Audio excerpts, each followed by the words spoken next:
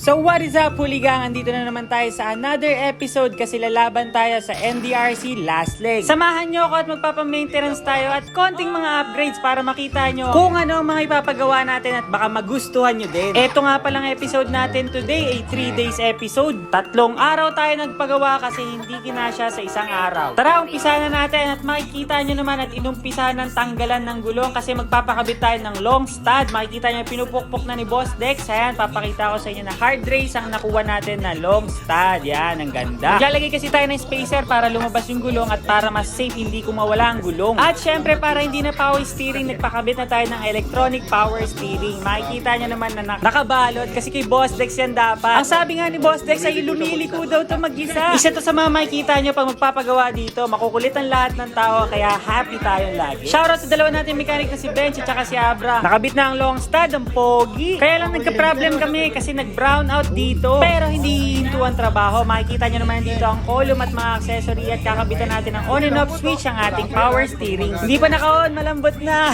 Iba ka talaga, Boss Dex. At dito inumpisa na namin ng radiator na tanggalan ng coolant kasi papalitan natin siya ng long radiator. Makikita nyo naman, shoutout kay Mafia Auto Parts at dyan tayo kumuha. Madami pong parts yan, especially sa Honda. Yung mga kailangan na magpapagawa, itatawag lang para sa mga parts. Ang kagandahan dito, tropa lang ang supplier, isang tawag lang kung may kailangan kang part. Ito na ang racing lug nuts namin, pinutol lang sa gitna yon at makikita nyo naman na pinapadaan na yung wire para dun sa EPS natin. Napakwento na ako sa buhay mekaniko ni Boss Dex. Ito nilagyan ng fuse for safety. At dumating na nga ang rider ni Mafia Auto Parts kasi kumuha tayo ng isang high-speed fan. Pa-shoutout nga pala siya sa mga nagpapagawa rito tsaka kay Boss Mafia. At sabi nga nila magaling daw siyang tumambling. Yun, nakakita nyo naman, napakagaling. At binigyan natin ng panggas. Salamat sa pag-showcase ng talent mo, brother Robin. At bumalik tayo din sa EPS natin. Medyo modelo na ngayon ang ating SIR kasi maganda na ang kanyang handling, malambot. At makikita nyo ang ilaw nagsasabi na naka-on ito. Naglili kasi yung dating power steering kapag bumibitaw tayo ng high revving. At dumako naman tayo para sa ilaw natin. Nagpakabit tayo ng fog lamps, added vision para sa akin at saka para sa mga iba ko pang makakasalubong. Nakita ko lang to post nila, may nagpakabit din ako. Nabudol din ako ni Boss Dex dito. Sinukatan, nilapatan para maganda ang harapan ng ating sasakyan. Isa sa mga inaalagaan natin yung hindi tayo magdodoble ng trabaho. Dito, pulido ang trabaho ni Boss Dex. Trusted Honda mechanic kaya dinadayo talaga to ng mga tropa natin sa North at South. At nagpakabit nga tayo ng bagong chin kasi basag na yung chin natin. Ito, BYS ang tawag dito. May 2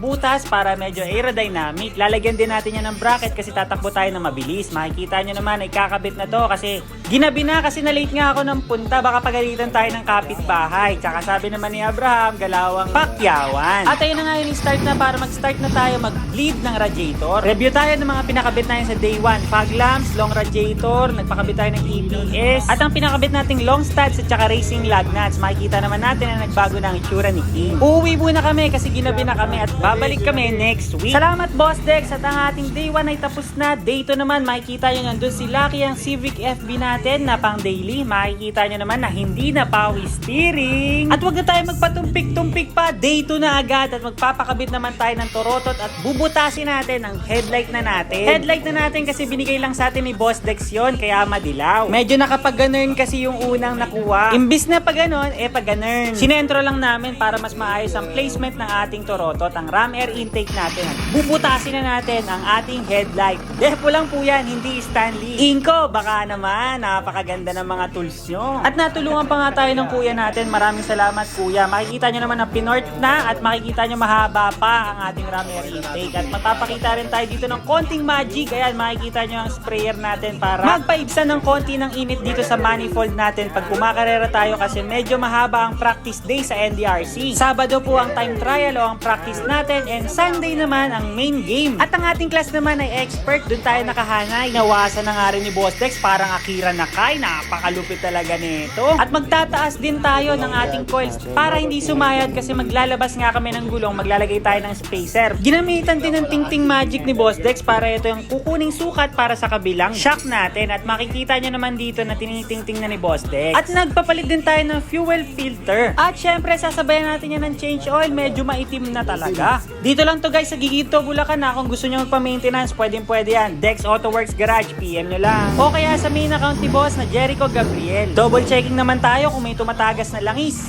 All goods, tignan naman natin ang rami air intake natin. Ito na, naputulan na. At nung day 1 niya kinapos tayo ng oras, ngayon gumawa si Boss Dex ng bracket para sa ating radiator. Nakikita nyo naman. At ayun na, binoblower na ni Boss Dex si King at para dikitan tayo ng sticker. Yun, nangingi tayo ng malaking sticker kasi dala-dala na natin si Boss Dex.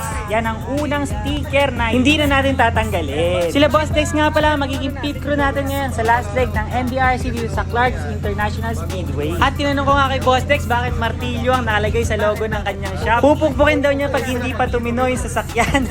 Sa mga magpapagawa nga pala kay Boss Dex, huwag niyong kakalimutan, manghingi kayo ng sticker, pakabit nyo na rin sa kanya. Para ma-assure natin na pantay kasi pag hindi pantay, papalitan nyo sa kanya. At ngayon day 2 kasama natin si Sir Jeff Vlog, ang kanyang asul na Civic na pumuputok nandyan. Sinisipat na ni Boss Dex para hindi siya magkamali. At ang kagandahan nga rin dito sa day 2 at maaga tayo makakauwi kasi may gagawin din tayo bukas. Maraming salamat Boss Dex sa sticker, napakalupit. At makikita naman natin ang bebe natin si King na dahan-dahan gumaganda. Malalaman ulit natin ang performance niya pag lumaban tayo, makikita nyo na uy, kumamot pa. At ayun na nga, syempre nasakyan ko na si King. Tatry ko lang ng konti, saglit lang naman ito. Gusto ko lang magpasalamat sa mga huligang natin na nanonood kasi nandito na kayo sa pang day 3. Dapat may day 4 pa tayo pero nagpagawa pala ako dito. Nagpa-align ako ng gulong ni King at nagpa-center din ako ng steering wheel kasi nung pinalitan tayo ng EPS medyo hindi naka-center para gumanda pa ang driving experience. Naka-zero, naka-sentro kasi makikita dito per point.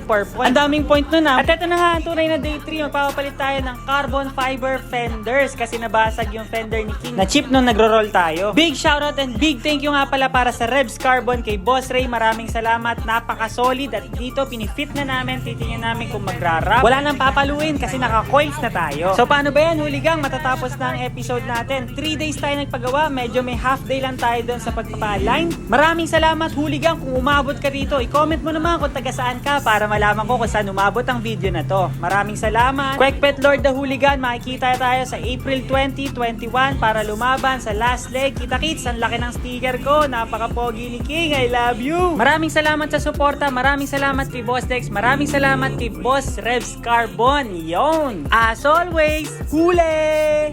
Malamang hindi mo napansin, malamang hindi nagmasid, malamang hindi tumingin